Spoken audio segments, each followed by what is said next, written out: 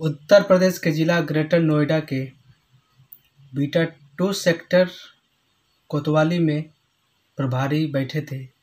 तभी उनके पास एक फ़ोन आता है। प्रभारी का नाम विनोद मिश्रा था। मिश्रा जी जब फ़ोन उठाते हैं तो सामने से एक महिला बोलती है और कहती है, मैं पशु प्रेमी हूँ और मेरा नाम प्रीति सिरोही है।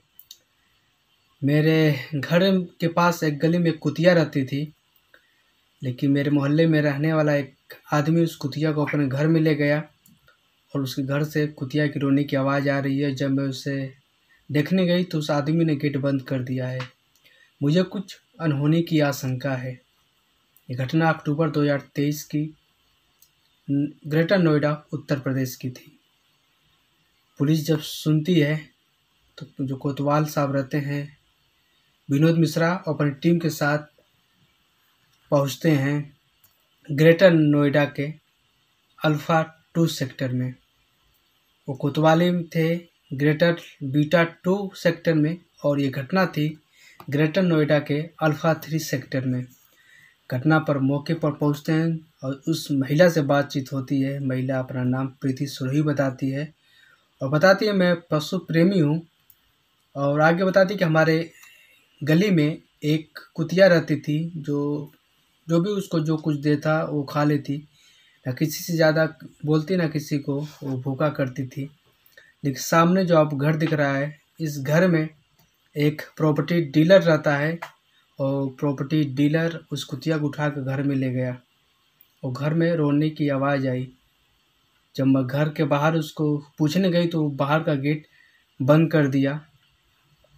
पुलिस उस पड़ोसी के घर में जाते हैं। तब तक वो पड़ोसी, जिसका नाम सोनवीर था, वो कुतिया को अपने छत के ऊपर से नीचे फेंक दिया। कुतिया घायल हो जाती है और जब पुलिस उसको पकड़ती है तो पता चलता है कि उसकी मानसिक स्थिति ठीक नहीं है। लेकिन जब पुलिस कड़ाई करती है तो पता चलता है इसका मन सिर्फ बढ़ा हुआ था। पुलिस ने उसको गिरफ्तार करके अपने थाने ले आई और कुतिया को मेडिकल के लिए रवाना कर दिया गया।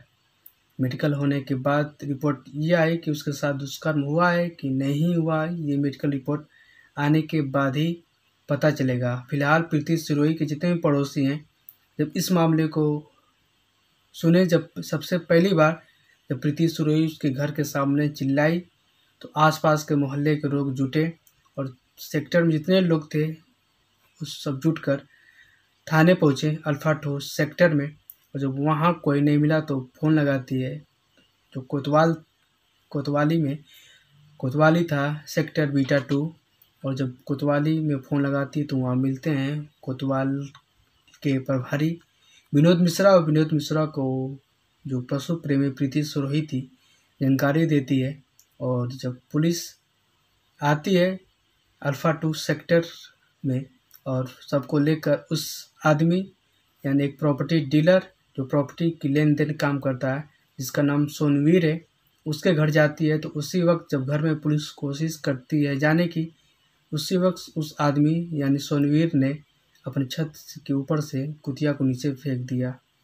लोगों ने देखा कि कुतिया की हालत बहुत गंभीर है और तुरंत उसको हॉस्पिटल ले गए और उसके बाद जांच होगी। जांच के बाद ये कन्फर्म हो जाएगा कुछ प्रॉपर्टी डीलर ने उस कुतिया के साथ दुष्कर्म किया या नहीं किया।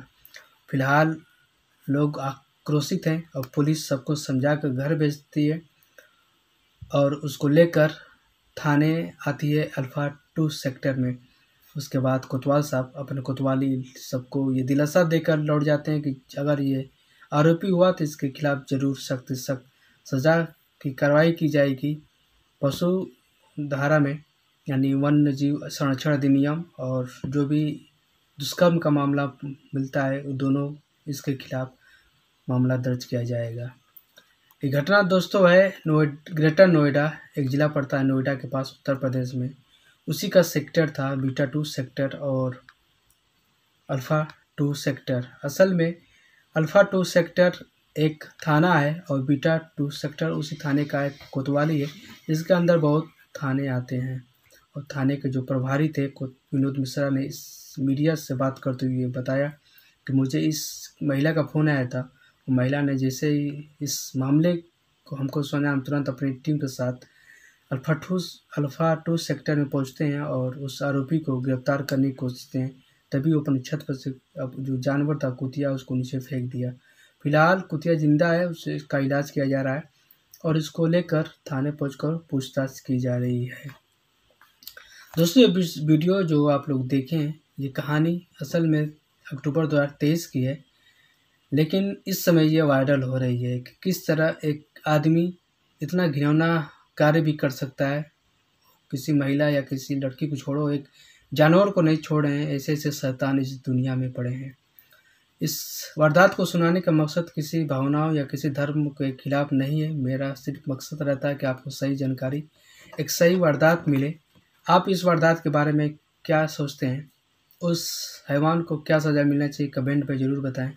मिलते हैं एक नई कहानी, एक नई वारदात के साथ। तब तक के लिए जय हिंद।